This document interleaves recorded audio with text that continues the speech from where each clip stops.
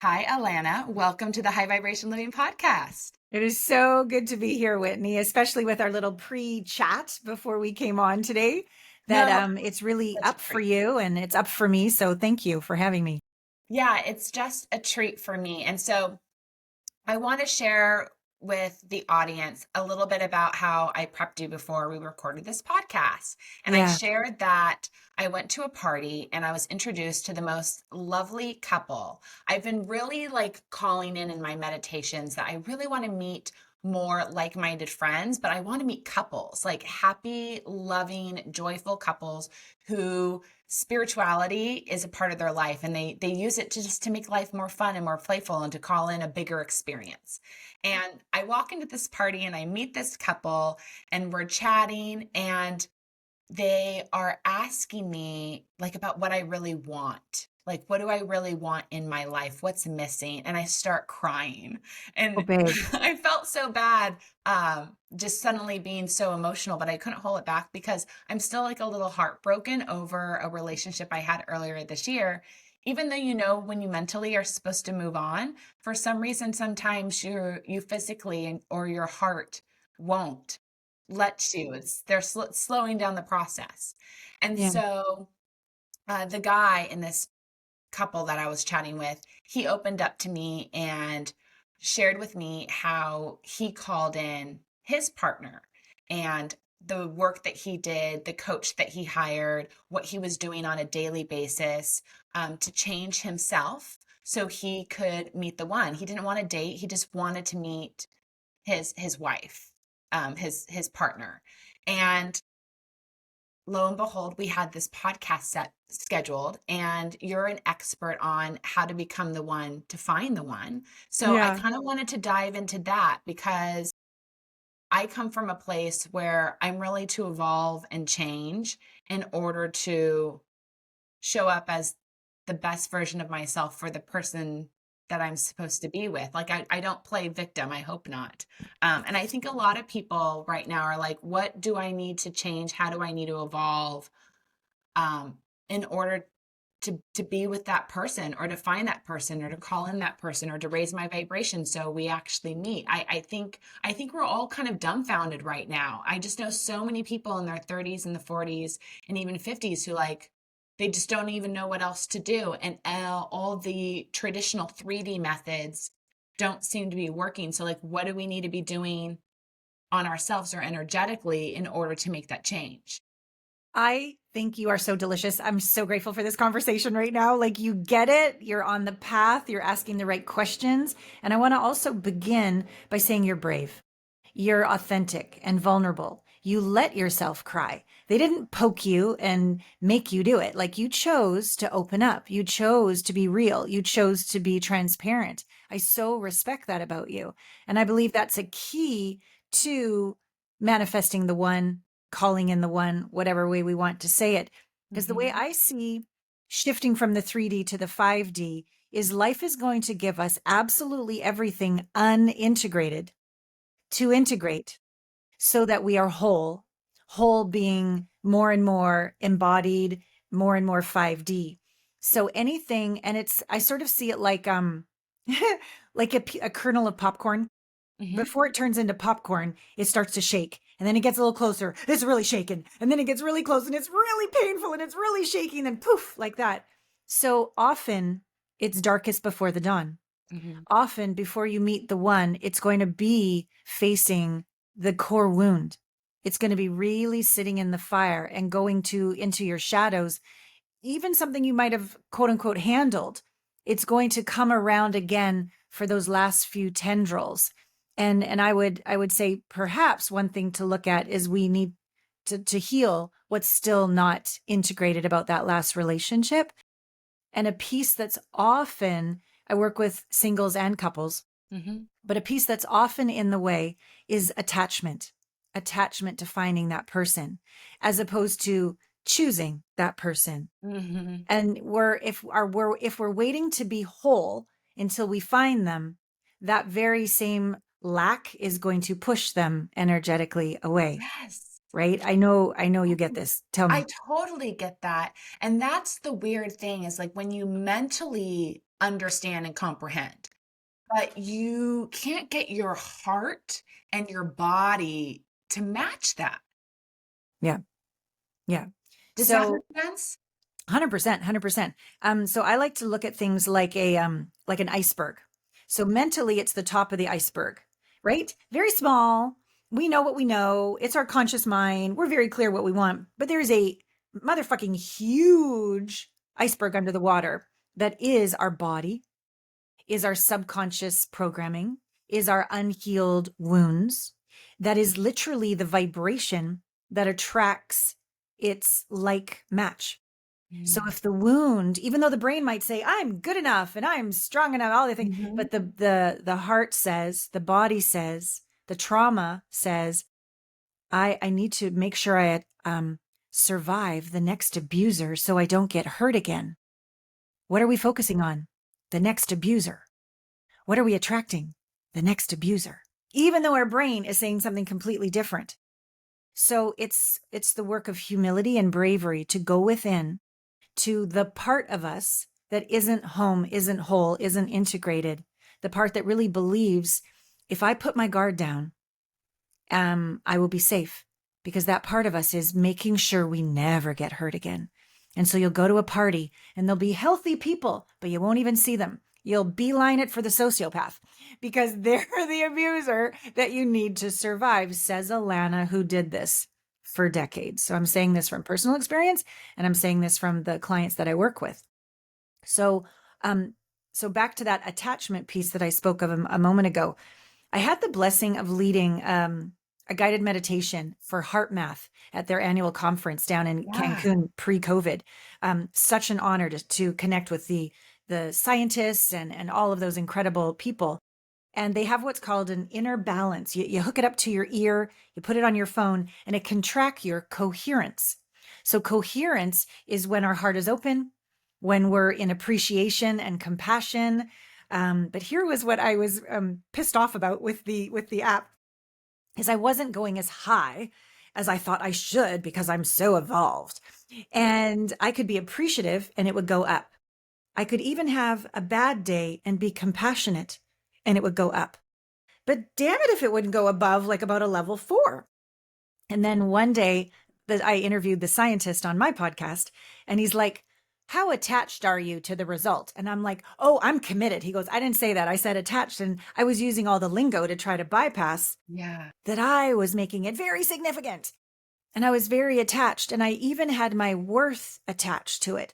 Like until I find the one, I'm somehow less than Mhm. those who have. I'm late. I'm broken. Something's wrong. And so he goes, that's attachment. He goes, I encourage you to do your inner work and let go of ever finding the one. I did not want to do that, Whitney. I wanted to find the one. But this is why my whole message is become the one to find the one. So who I needed to really find was myself. Mhm.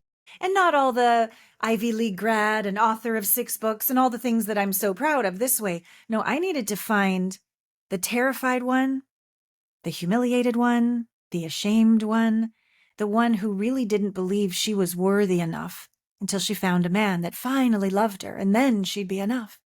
I had to learn to be with her and be whole with her, one with her, no separation from her, totally aligned. That I could literally, and I had this visual and it's still alive today, Whitney. I saw this Adirondack chair of all things. I chose Newfoundland of all places. I am Canadian, but I'm from British Columbia, not Newfoundland. But I literally sat there in my mind's eye, alone, single, and I let myself take my last breath. And I sat there on that Adirondack chair and imagined in my mind's eye the sun setting.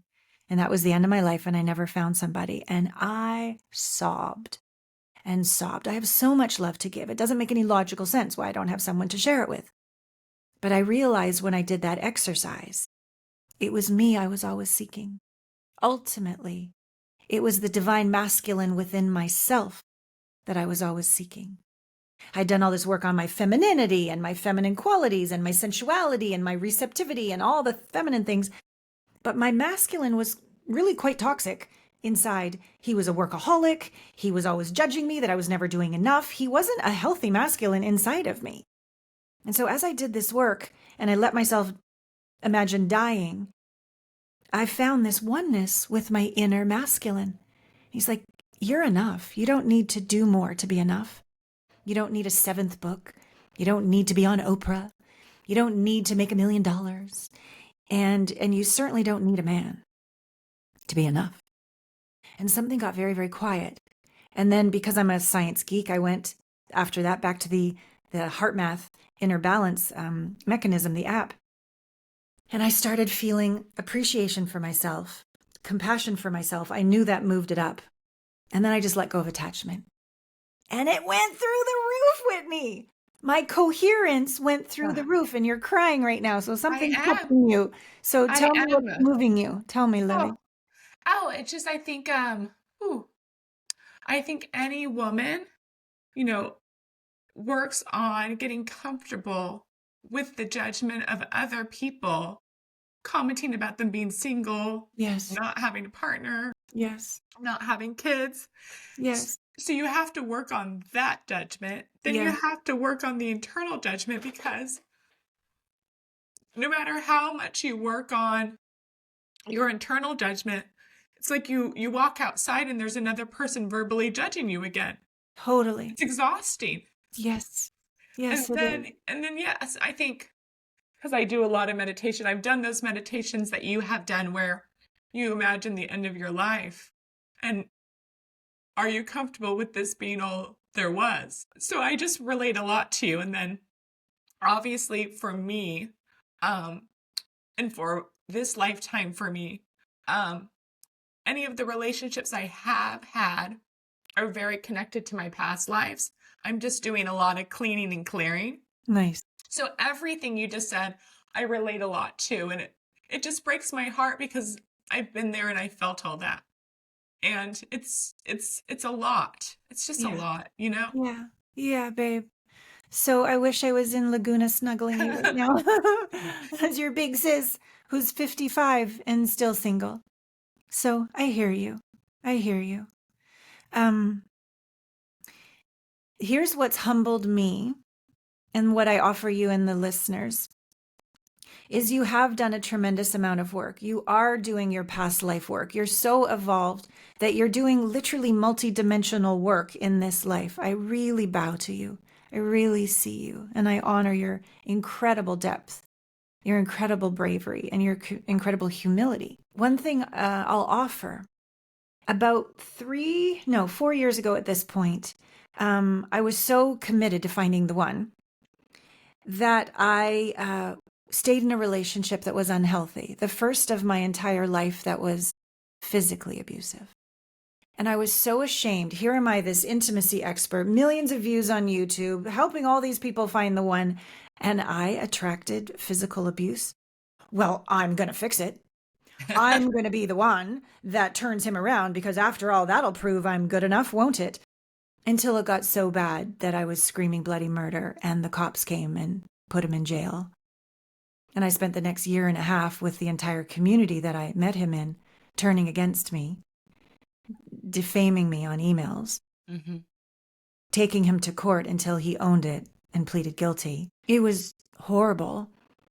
I almost went bankrupt, went into debt consolidation. Everything that I was building, lost it. And in those surrendered moments, I know enough to ask for help. And I began for the first time. I had done plant medicine journeys maybe 25 years ago. I had done ayahuasca or psilocybin, and I know that I'm one with all. But here I am attracting physical abusers. Like, clearly something's missing. There's a piece missing here. So I began to do what's called psychedelic somatic integration work with very low doses of medicine that keep you in your body. It's not a group journey. It's a one-on-one journey. And what happens is, and this is back to the iceberg, my brain knows I want a healthy relationship. Yes. My will is resilient, and I'll fight till the end to make anything work. But what this showed me was that my body had a whole different agenda. And so in this, on my very first journey, Whitney, I've done probably 35 of these journeys now with facilitators, and I've facilitated over 100 journeys with my clients now. But first, for the good first 1.5 years, I just did it myself as the student. And so what happened in my very first journey is I learned what disassociation was. Mm-hmm. When we leave our body, that the Mm-hmm. trauma is too intense that we can't process it. No one's around to help us process it. And we leave and we go into autopilot, hypervigilance. And that's why I'm such a badass businesswoman, because I don't rest. And I just work and I work and I work and I work, and anything not to slow down and feel the tears that you are so bravely feeling. Right? I'll just put a happy face on it, have a good attitude, and away we go. This taught me to slow down. The medicine helped me to get out of the secondary consciousness of the brain, the top of the iceberg, into the primary consciousness of the body, the bottom of the iceberg. And on my very first journey, everything came back. Smells, sounds, physical penetration. I was being molested. I was being told it was my fault. I made them do it, that I liked it. It was horrendous. But it was simultaneously freeing because my being made up, where's the next abuser? Where's the next abuser? I better survive them. Where's the next abuser? My body was literally looking, and not just romantically, professionally, financially, every area of my life. Where's the next abuser to survive? And I finally, I don't know if you've ever done this, but up until then, 3 a.m, I would wake up like, what is wrong with me? I was so unkind to myself. And when I had that first journey and I realized, oh, my body's seeking unhealthy partners, not my heart, Mm-hmm. not my brain. My body's just trying to survive. I could forgive myself. I could completely forgive myself.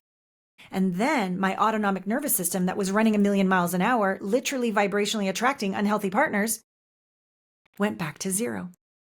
And this is what happens in these, this kind of tier one being the body, tier 3 being outside of the body in the cosmos, unity consciousness. So staying in the body, we followed body sensations and emotions all the way so that my autonomic nervous system could come back to zero. And when we're in zero, we know what we know. We're whole. Mm-hmm. We prefer things, we choose things, but we don't need shit to be present and Yes. see the sociopath or the healthy man at a party. And so since doing all of that work, this piece of the autonomic nervous system was key to shifting my life and shifting my clients' lives, shifting marriages, that we're doing our best and we're banging against this window, this ceiling every single time. And it's not our will, it's not our good intentions, it's not our beautiful hearts, it's our sweet bodies trying to survive. And not just, and you said this before, not just this life. Since I've done over 34, 35 journeys, I'll go back to past lives where I just died and I never integrated that pain either. So it's been fascinating and amazing to be so embodied, so multidimensional, so whole that I certainly choose a partner. But I was doing an exercise completing the year and creating the next year. At the recording of this, we're in December, and I forgot to put the guy on the list, Whitney. I was down at the end of the list and I was like, oh, I should probably put a guy in there. That would be fun. So the need, the attachment is gone.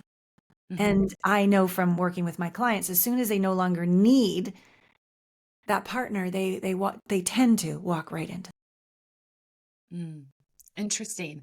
That's what I have experienced is any blocks I have aren't from this lifetime. They are old ones where exactly you had a lot of trauma and you just died. You had no tools to process the emotion or heal the relationship there or then. I mean, that's for us. Not everyone is on that journey in this lifetime, but either way, we still have to take responsibility for our present. And if we want to find a relationship or evolve ourselves to be in a relationship, we still have to focus on healing any heartbreaks from this one.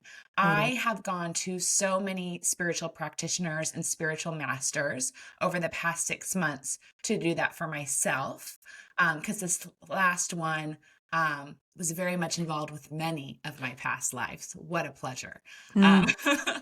But I would still love to know when you work with clients and they tell you that they want to become the one, or they tell you they want to meet the one, and you recognize, no, we still need to heal your heartbreak before we can even move into that. What are some tools or tips that you give them to do at home so they can heal their heart and then move on to the next step? Yeah. So basically, anything like a tip or a tool I can give them is just going to go back to that little top of the iceberg. Hmm. They're just going to get better awareness, better understanding, but the wound still is in there. So it gives Hmm. them something to do to stay busy, but it's not actually going to move the dial. Yeah. And Yeah. I've had to go to different practitioners, again, very similar to the heart mapping. It's like pulling the trapped emotions out of there. I do a lot of Kundalini yoga in the morning and in the evening to rewire my brain and to move the emotions out. A lot of, very specific guided meditation. A lot of spiritual work is what I do that has been kind of designed for me to get this stuff out of there. Yeah. Um, I have a slightly different point of view, and maybe this is the next step for you. I'm yeah. not sure. If we need to get something out of you, that's saying a part of you is wrong and bad, Yeah. and you're keeping yourself in pieces. You're not whole. You're segmenting yourself, putting that one Mhm. over there, getting rid of her. Definitely that crazy one. Let's get rid of her. The sad one. Let's get rid of her. The ashamed one. Let's get rid of her. So you're actually creating more dissonance than harmony. I see. What I've come to learn or practice personally and with my clients is it's science. I'm a geek. I interview quantum physicists all the time. We can't create or destroy energy. Mhm. We can only change it, right? We know this. We know this high vibration, Whitney. We know Oh, this. I love you. so You're so true. adorable. So, your attempts in getting rid of it just might be working backwards. So instead, we want to integrate. That's why I use that word integrate, not get rid of, not even heal, like literal from a lower vibration 3D experience to a higher vibration 5D experience. Mhm. It's like alchemy from lead into gold. So Yes. there is pain, sorrow, heartbreak. How could you? Terror, fury. Oh, I don't know all the things you found.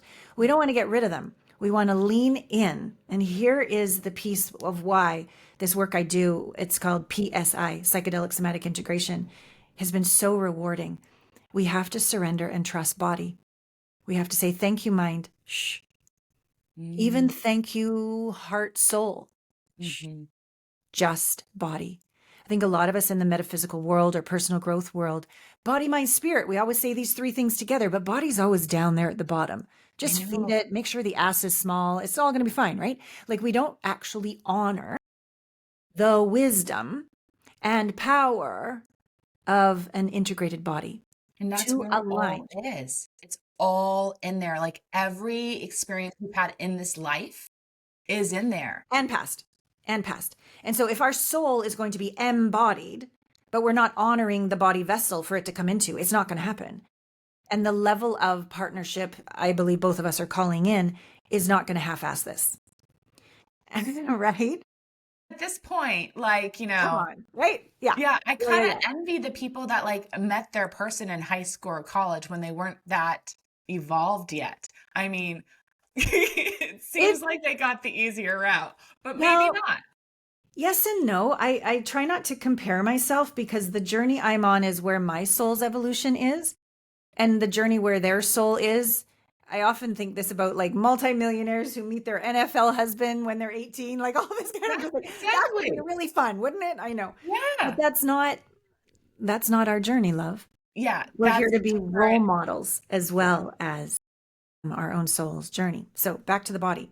Yeah. In these journeys, what happens is I'm the facilitator and I'm the one they surrender to holding the space. I'm not doing anything, but my vibration makes a massive deal because Mhm. what's happening in front of me is watching someone surrender to their body, Mhm. go from dissociated, numb, level 4 trauma, into level 3 when they come back in their body, nauseous, and I'm feeling everything right along with them Mhm. and my body's tracking. And so we feel nauseousness, hopelessness. What's the point? Now, in everyday life, you and I are way too positive for that shit. Oh no, let's do a meditation. Let's get positive. Let's look on, be grateful. So we literally bypassed our body trying to bring us home. So I'll sit with people and they'll be feeling suicidal. They'll be feeling like really, really dark. And I say, trust body. When the body's ready to go from level 3 to level 2, the body will, not when you want it to. If you try to push it, again, we abort the mission. We need to surrender to the wisdom of the breath, of the body, and of the emotions. And so it's awful. And it's not for the faint of heart. And it takes massive bravery and humility that a lot of us have built through our resilience and our fortitude and all of that. But it needs to be turned on its ass and used to surrender, not to push. So we're in level 3. It's not so fun. And then all of a sudden it starts to lift. And we're through level 3. And I'll be right there with them. I'm right here. And they're blindfolded. And I go, what's happening next? Ooh, it could be belly, could be shoulders, could be, who knows where it is in the body, but the body starts to speak up with tension, pain. And then now we're going to have level 2 trauma.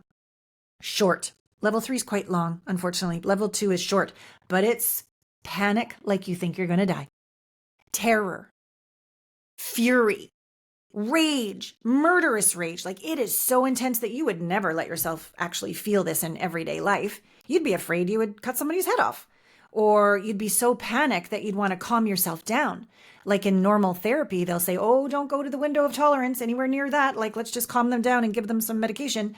Not every therapist says that, but enough. And we do the opposite in this protocol. We go to the center of the window of tolerance. We go to the epicenter. You have to feel it. And you have to surrender. You have to surrender to the body feeling it. And maybe the arms are flailing from when you got your head chopped off in your last life. Maybe you're in the fetal position because they buried you alive. That was one of the ones I went through. Hearing them laugh, it was awful. It was awful what I've gone through. No, because I see my past lives and I feel them. And when I do mediumship work, if they died a tragic way, I feel it and it'll make me so, it's horrible. Yeah. But here's the key that I needed to go first, because I can't, as the facilitator, I can't let any of that trigger me, or I'm not holding space. Yeah. So I have personally gone through hell and back 35 times, and I can go anywhere with unwavering certainty. Take me with you. I got you. And the intimacy, I mean, I'm an intimacy expert, and you'd probably think I'm like a sex tantrika or something like that, which is awesome, but that's not me. I'm intimate, vulnerable, connected in the face of anything. I got you. I see you. I love you. And we got this. So they surrendered to the process. They surrender to the emotion, they surrender to their body, and they surrender to me. And we go through that intense, whatever it is, level 2 for 90 seconds or so. Then they get to level 1. Most of them say, I'm still alive. I thought I would die. It's that bad. And I'm like, yes, you are. You're a rock star. You're amazing. And I go, let's stay there. Let's not go back into the brain. Let's not force anything. Because if we allow level 1 of relief, I made it, we go to 0. Whitney, the room changes. You can swim through the energy in the room. Oneness, home, total embodied oneness with all is happening in their body and their room. I literally just did a PSI last weekend with my youngest client ever, 22. My oldest has been 71. But there he was. And you know how heart math talks about this, the heart coherence, right? He gets back to 0. And he's like, my heart is outside my body. It's so big. There's a field around me. I go, yeah, babe, this is how it works. Your heart has a field 5,000 times bigger than your brain. You're feeling it. You're in your body. And he said, I feel intelligent. His other siblings have intelligence that society approves of more, GPA or getting these grades or trophies. His intelligence is his awareness, his sensitivity, his observing. He's so acutely aware of people. We don't normally give people, A+ for that. And he felt that he wasn't intelligent. And as that happened and he got back to 0 and he was whole, he was like, oh, I feel intelligent for the first time in my life. And I said, tell me the difference between intelligence and knowledge. And he's like, oh, I don't need to know anything. I'm intelligent. I'll figure it out. Yeah. Now, Whitney, everything in life is a risk. If you think you have to get it right or not fail in order to move forward in life, you're not going to move forward because I'm flawed, you're flawed, everybody's flawed. That's how it works here, right? We're flawed and magnificent. But he gets now that he's intelligent. So he's not, attached. We talked about attachment earlier. He's not attached to succeeding on the first round or being so shamed anymore because he knows he's intelligent. He doesn't care if it takes him 7 times. Falling down, he'll get up 8 times. So he has like a whole new lease on life and he's 22. Oh my God. It's Yeah. so beautiful and so fulfilling when we get to honor the body, honor our emotions, not try to get rid of them, but with like alchemy, integrate them from, as we said, hopelessness or rage or pain into wholeness. But you'll also have awarenesses. When the autonomic nervous system gets back to zero, the wisdom of that lesson isn't just a cognitive analysis of the situation. Yes. It's the embodiment of the ability to speak up next time, the Yes. ability to put down a boundary next time, the ability to distinguish between the sociopath and the nice guy, right? It's an ability that no one can take away from you, not some analysis in your brain. It's very, very different when you integrate an emotion. It'll be, I'm not just strong, I am strength itself. Yeah, so it's the ability to take the experience and not just understand the lesson, but feel the lesson. Have So it in your both, bones and in your blood. yes. So the next time you come near an energy that is that same energy, your body and brain can work together to exit the situation or know how to use the situation for your greatest and highest good. Totally. And what's Yeah. really wild is now when I'm around unhealthy gentlemen, my body will start to get nauseous. Like I'll Yeah. literally start to get sick to my stomach. My body is repelling what Yes. is not aligned with my vibration. I'm now honoring my body so much, counting on it, listening to it in a way that I would only ever listen to my higher self. I'm now I'm congruent in my body, and of course I'm a work in progress. We all are. I still do my work, and there's still lots to do and grow. But it's people say I have a softer strength. Who have known me for years and years. I've always been badass. I've always had people's back, but I never really shut off. And now I feel safe to surrender. Yeah. For those that are listening and have heard us talk about heart mapping, Heart Institute, trapped emotions in the body, can you explain just a little bit more about what that is and where they can go to learn more about it? Yeah, so Heart Math is an institute that I've had the pleasure, as I said, of leading a guided meditation at their annual conference. They do all the beautiful research about our heart. For example, there are more pathways from the heart to the brain than the brain to the heart. And as I said, you've got 5,000 times more of a field. So you're going to sense something before the eyes actually see it, register it, and say, get out of Dodge. You'll sense it. So it's a wonderful group of people and methodology and philosophy and science of honoring your feelings. Another piece that I really love about heart math, they don't necessarily talk about it like this specifically, but if you could see a heart, Mm-hmm. a lot of us have been taught that, do our gratitudes, which is important, and you will rise in coherence when you are grateful. Mm-hmm. But what about a bad day? What about a hard day?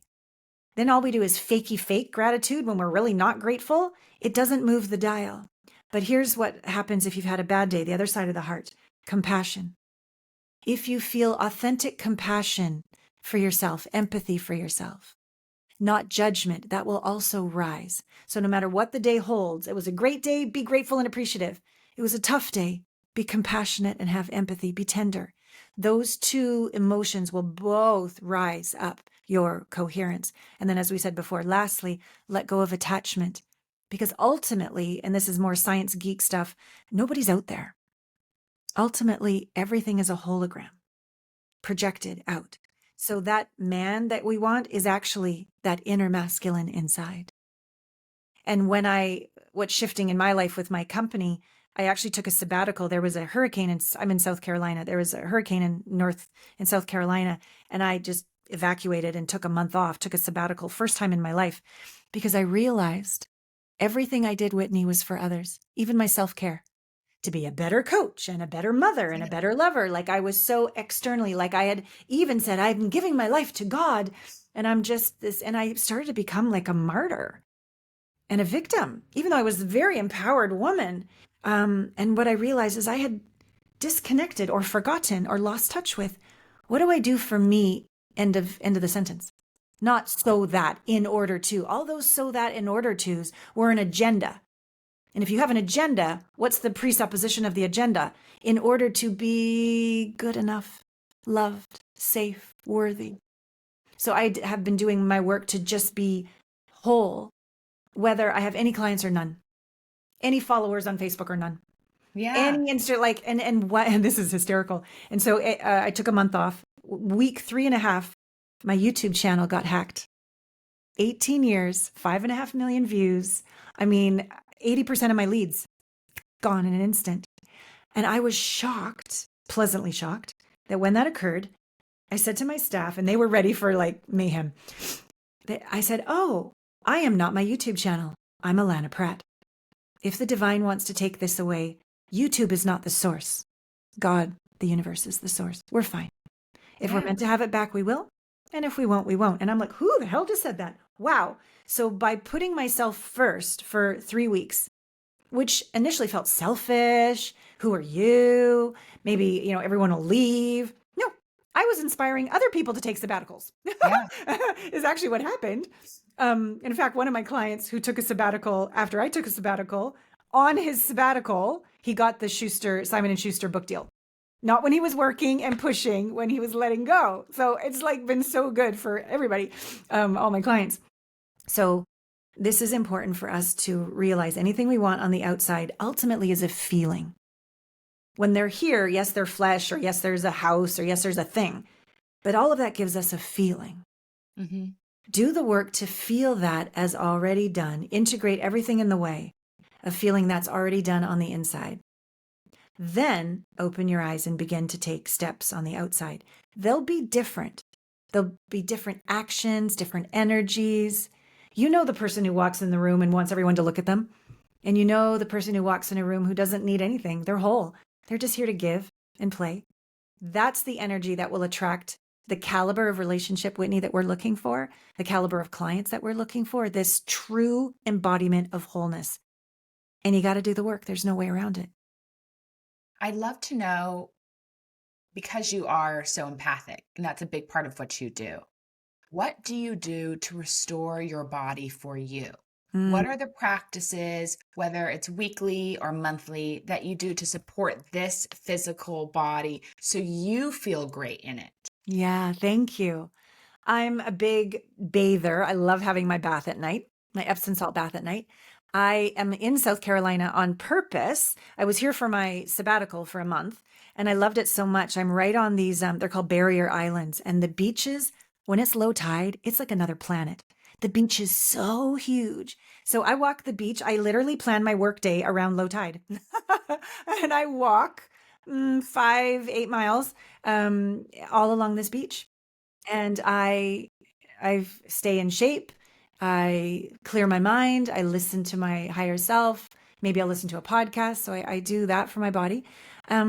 Masculine energies, I love Osho. I love Osho chakra breathing. I love paddle boarding through the marshes. There's dolphins. It's really awesome. Feminine energy, I love, I guess we could call it like sacred dance practice, like rolling around on the rugs and just letting my body move in sensual ways, self-pleasuring, and imagining my divine masculine. And this is my edge to share. I've always had it that men wanted something. Like once the erection was there, at some point I've got to put out. Like they need something and I need to perform or provide.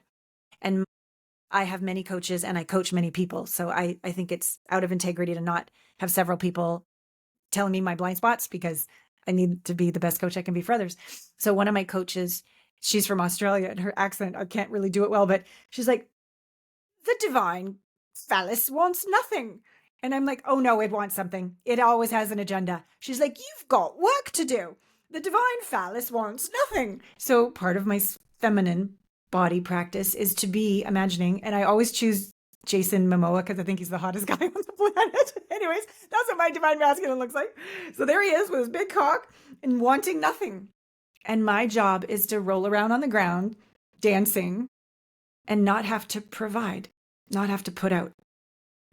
And it's honestly a worth issue. Like, oh my God, I'm actually worth more than just being able to stick it in. Like I have a lot of healing to do around that, from all the way from being molested to the different relationships. So that's my edge to work on. Who am I when that hypervigilance can rest and I can just be adored? And then when it's right or true or aligned, make love, but not like a duty. So those are my personal practices.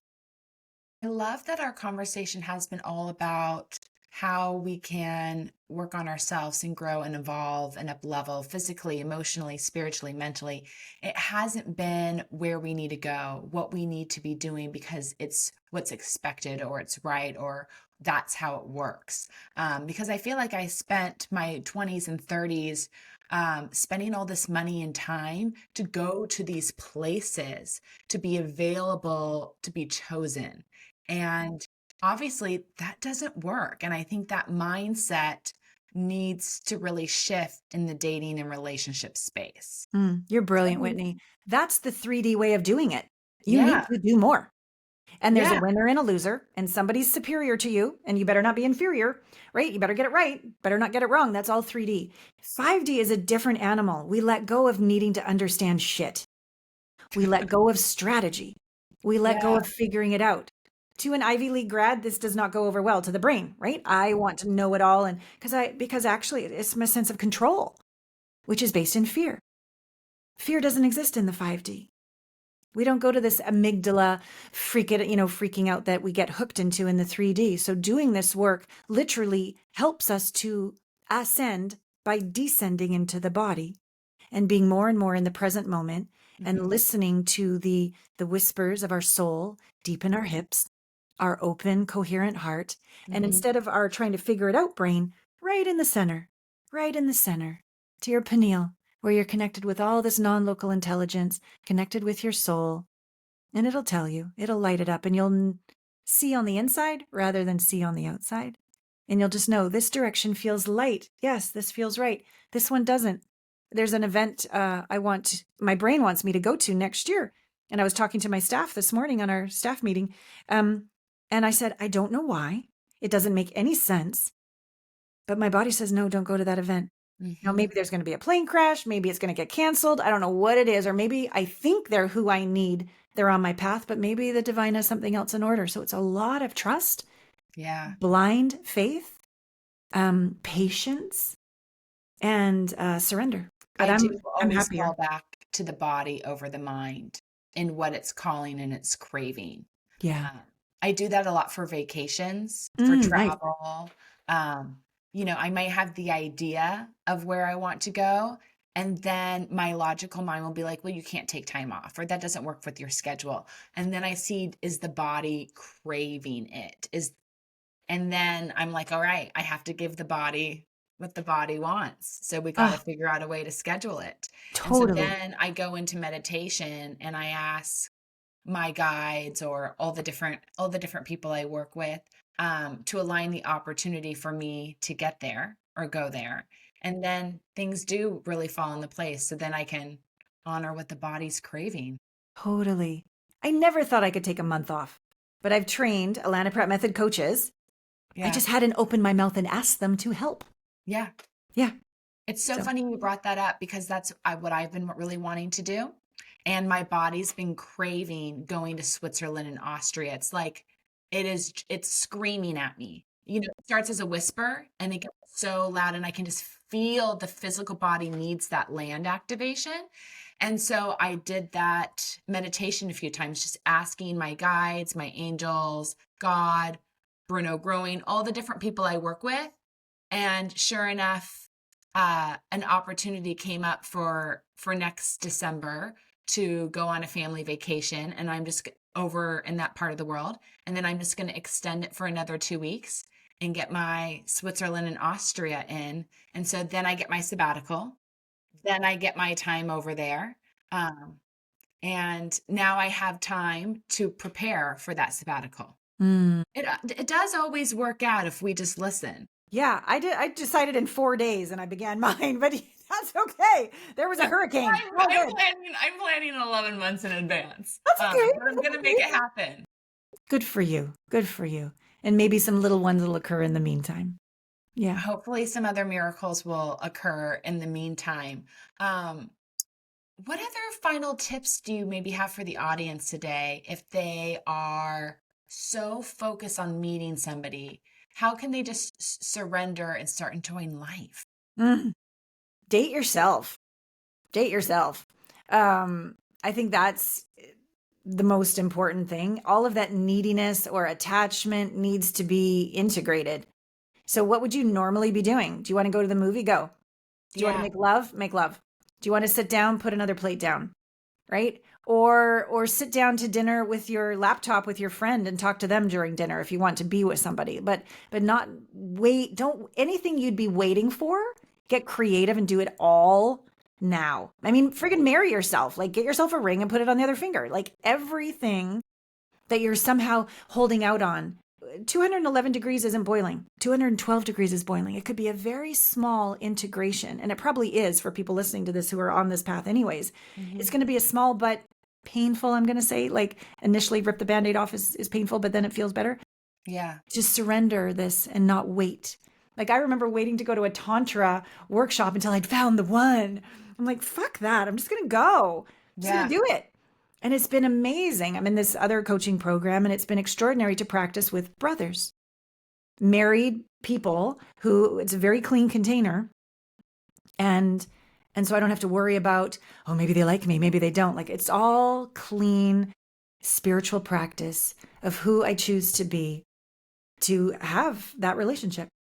That's such great advice. And if I could go back to my 20 or 30-year-old self, I would have done the activities that I wanted to do instead of spending all this time and money showing up at events where people wanted me to go because they thought it would be great for me to meet somebody or it was the right thing to be doing. And all it was doing was soul sucking and draining me. Yes. Can I be a nag again? Can I say something Yes. about that? I invite you to take on the point of view that you needed to do all of that, to have the opportunity to forgive yourself for all of that.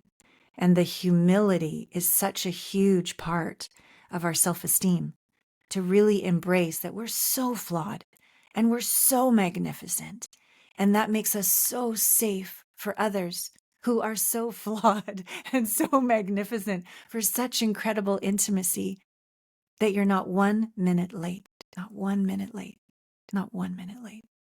Yeah. I think that's the hardest one, Yeah. is reminding yourself you're right on time. Yeah. I'm so glad I spoke up because that you leaked again. It's good. I Yeah. leaked again. Yeah. That is a great way to put it. I just keep thinking, that every time I cry recently, Yeah. it's just a beautiful detox. Well, And I don't need to understand where it's coming from, but thank goodness, it's coming out. yeah. I'd rather it flow than be stuck. True. And then you just did your thing again about trying to get rid of it. So I know. sorry, I'm just going to be the coach that I am. But Yeah. yeah. So yes, you're glad that it's coming up, but it's not coming up to get rid of. If anything, it's coming up for you to welcome it and go deeper and commune with it and be with it, not to move it past, because she's the one that needs you, or she'll keep piping up and keep crying. And that's your way of knowing you haven't fully gone that whole autonomic nervous system all the way back to zero. Mm-hmm. When we're actually integrated, we can be moved, but it's not that same that we're trying to get through. That's an indication of go in and surrender. Okay. Not get rid of to get to the other side. She doesn't want you to get rid of her. She wants you to hold her, love her, become one with her, commune with her.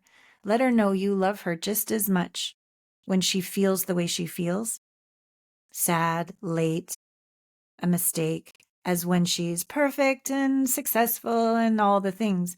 That's unconditional love, love without condition. I love my late, shamed, humiliated, feeling like a loser self as much as I love my successful, knock it out of the park self. I think this is really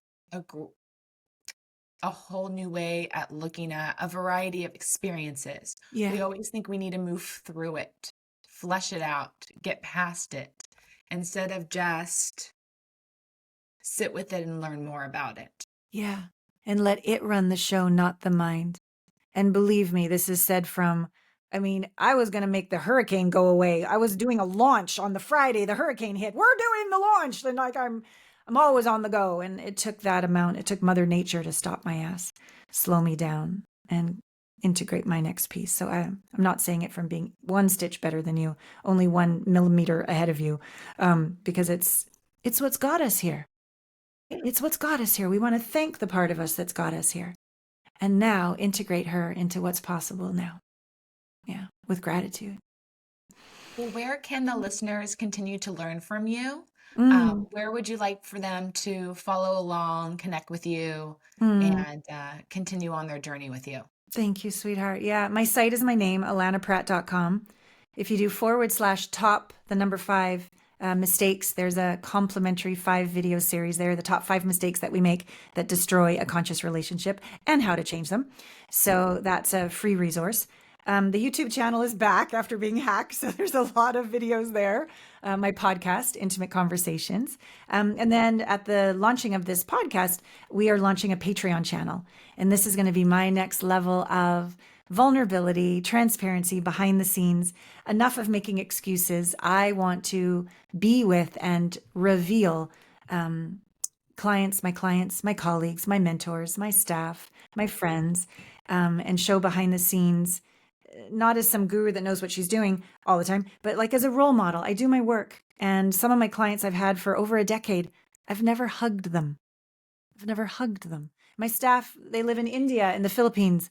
I'm going to go see them and hug them, Yes. right? Yes. So, and I want to share the importance of having these deep, intimate relationships in our life. And so a lot of that will be over on the Patreon channel starting in February. Awesome. Yeah. Who do you love learning from right now? Whose wisdom are you really diving into? Yeah, well, one of the coaches that I've signed up with, I've several years, Ken Stone. He's a huge rock in my life. And then just this last year, I've signed up for John Wineland and Kendra Kunov's program. John's been on my podcast several times, and I said, okay, now it's time for me to play in your world and get back into community and sacred practice. So those are the people who are teaching me. Any particular podcast episodes that you've had recently that you suggest the listener tunes into? I really recommend they go through my Intimate Conversations podcast and go look at all the client stories, because there's, as I said before, as young as in their 20s, as old as in their 70s, couples, people ending drinking addictions or sex addictions, or alone at 60 and finally met the one. And like, there's so many different stories that might resonate with you so that you don't feel alone. Because Mike, I don't attract a certain demographic, but a certain spiritual evolution flavor. And if Yeah. that resonates with you, you'll know if going deeper with me is a fit. And they're great. They're great stories. They tell me things that they've never told me. And only because they've got the floor, they can tell these things. So it's fun. It's a good conversation. I love that. I'll Yeah. listen to some of them on a really nice beach walk. Yeah, Low tide. beautiful. Yes, Yeah. low tide in Laguna. Yeah. Can you leave the listener with maybe one last tip that they can consider adding into their life, for their body, for health, for wellness, for intimacy? Yeah, feel more. Feelings are not bad. They're not meant to get rid of. They're literally the portal to your next integration into wholeness every single time. And the way to feel is not to control, is to surrender. And by feeling, you learn to have your best friend be your body and become embodied. So, yeah.